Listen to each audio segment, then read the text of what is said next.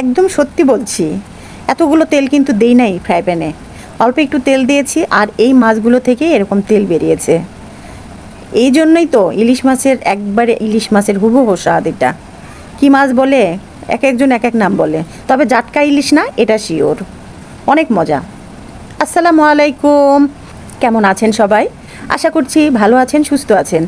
আবহাওয়াটা কিন্তু অনেক সুন্দর, বৃষ্টি হচ্ছে, গুরুম গারুম করে মেঘ ডাকছে। তো আজকে কয়েকদিন গরমের পরে আজকে একটু বৃষ্টি এসেছে, তো দেখছি রান্না করার আর একটু মুড নেই, ভালোও লাগছে না। তো কি করি, একটু ভর্তা ভার্তি হলে মনে হয় খেতে ভালো লাগতো। শুক্রবার শনিবার 2 দিনই গেছে, মাংস টাংস এই সেই হ্যান ত্যান। তো এইবার একটু ভর্তা ভাজি হলে খারাপ হয় না। যেই চিন্তা সেই কাজ। কাঁঠালের বিচি আছে, কাঁঠালের বিচির ভর্তা আপনারা কে কে পছন্দ করেন? আমার কিন্তু খুব ভালো লাগে, আমার ফ্যামিলির সবাই পছন্দ করে। তো কাঁঠালের বিচি বেশ কিছু ছিলে নিলাম, তার সাথে এটা আবার করতে আর এক ভেজাল, সময় লাগে অনেক। পেঁয়াজ দিয়ে দিলাম বড় একটা, রসুন 1 কোয়া। রসুন বেশি দিলে আবার গন্ধ করে, তাই রসুনটা কম দিয়েছি। কাঁচা মরিচ দিয়ে নেড়ে চেড়ে এভাবে বসিয়ে দিচ্ছি। কাঁচা মরিচ, একটু লবণ আর একটু হলুদ, তেল দিয়ে দিলাম। প্রেশার কুকারে কেন দিলাম? প্রেশার কুকারে দিলাম যে ডাল রান্না করেছিলাম তাই। এই তো এবার চলে আসি মাছে। মাছগুলো কেটে ধুয়ে ফ্রিজে রাখা ছিল, বরফটা ছড়িয়ে আরেকবার ধুয়ে নিলাম। এই মাছগুলো শুধু নিয়ে আসে আমার বিড়ালটার খুব পছন্দ, সাথে সাথে বিড়ালের মায়েরও পছন্দ। বুঝতে পারছেন তো, মানে আমারও অনেক পছন্দ, কারণ ইলিশের গন্ধ আছে এতে। তো মাছ কয়েক পিস নিয়ে একটু লবণ, হলুদ, মরিচ আর একটু জিরার গুঁড়া না দিলেও চলে, কারণ ইলিশ মাছে আপনি যে মশলা দেবেন, ইলিশ মাছে তো কিছু লাগেই না। তো এইরকমই এই মাছটাতেও খুব একটা মশলার প্রয়োজনই নেই। লবণ হলুদটা দিলাম একটু কালারের জন্য, আর লবণ না হলে তো খাওয়া যাবে না। সাথে দিয়ে দিলাম একটু জিরার গুঁড়া। এই জাস্ট মেখে নিয়ে রেখে দিব। আর প্রেশারের কাহিনী হলো, প্রেশার কুকারে ডাল রান্না করেছিলাম।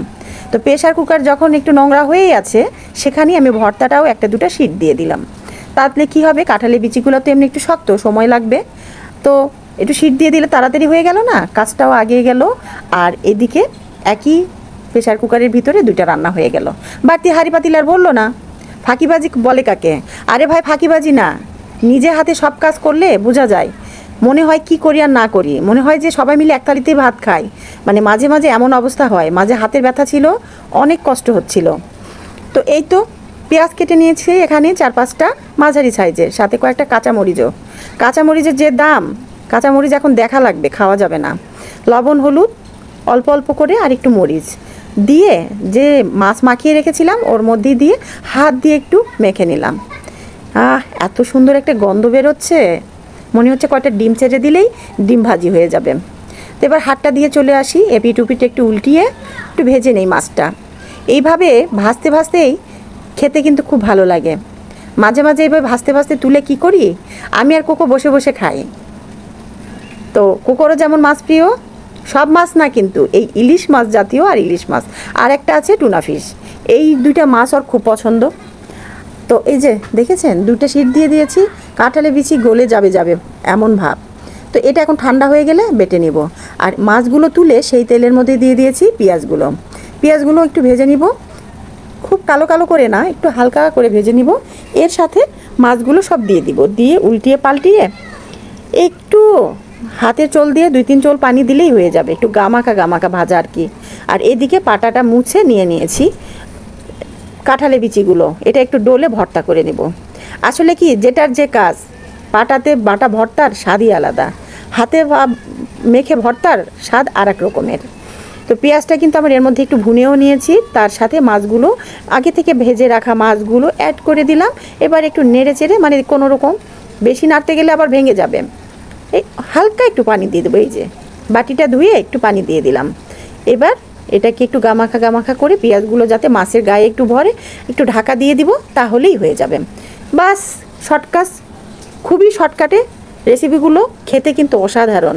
কাঁঠালের বিচির ভর্তার কালারটা দেখেছেন? শুধু কালার দেখলে হবে না, স্বাদটাও ছিল মার্ভেলাস। আর ডাল, সেটা না হয় নাই দেখালাম, আমার হাতে ডালের যে মজা, না খেলে বুঝবেন কেমনে। একটা বড় লেবু কেটে নিয়েছি, আর সাথে মাছের ভাজা। যেন কি বলবো আর কিসের সাথে তুলনা করব খুঁজে পাচ্ছি না। তো থাক, তুলনা করার দরকার নেই, ও একাই 100, অনেক মজা ছিল। আবারও বলছি, না খেলে বুঝবেন কেমনে। তো আজকে ছিল আমার রেসিপিগুলো এই দুপুরের খাবারের। এদিকে বৃষ্টি আসছে আর যাচ্ছে মাঝে মাঝে। ভেবেছিলাম যে একটু খিচুড়ি করব, ল্যাটকা খিচুড়ি, যেটা আমার প্রিয়, কিন্তু মাঝে মাঝে রাগ লাগে কি জানেন, যখনই আমি খিচুড়ি বসিয়ে দিই ঝুম বৃষ্টি হলেও দেখা যায় ফটফটা রোদ উঠে গেছে। এই জন্য আর খিচুড়ি করলাম না, থাক এমনি গরম, এর মধ্যে খিচুড়ি করলে খালি গলার মধ্যে খালি পানি দিতে ইচ্ছে করবে।